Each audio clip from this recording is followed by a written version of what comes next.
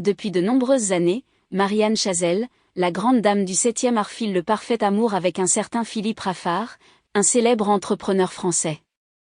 Comme un grand nombre de femmes, l'artiste a en effet connu le séisme le plus puissant que peut causer une fracture dans une existence étroite et limitée. On ne se sépare pas sans casse d'un être cher avec lequel on a grandi et partagé 3 décennies de vie amoureuse.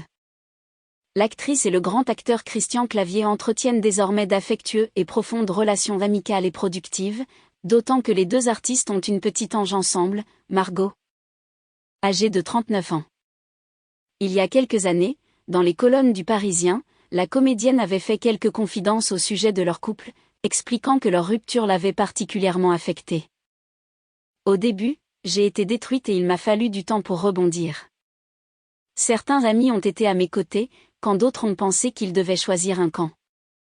Ma peine n'en a été que plus grande, mais cela m'a permis de faire le tri, enfin, si l'on peut dire ça, car finalement, il s'est fait de lui-même. Heureusement. Ceux qui sont restés à mes côtés ont été formidables. Et petit à petit, j'ai commencé à aller mieux, a-t-elle raconté à l'époque.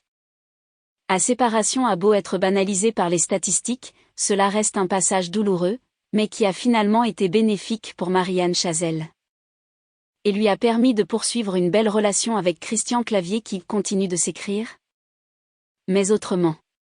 C'est en 2001 que la séparation du couple phare de l'époque du Splendide a été officiellement annoncée. Marianne Chazelle avait alors 50 ans. Elle y a vu un avantage, celui de l'expérience qui permet de prendre un certain recul nécessaire pour pouvoir repartir de zéro et appréhender une liberté toute neuve. Quand on est en couple, on se définit par rapport à l'autre. Et puis, je n'avais jamais vécu seule.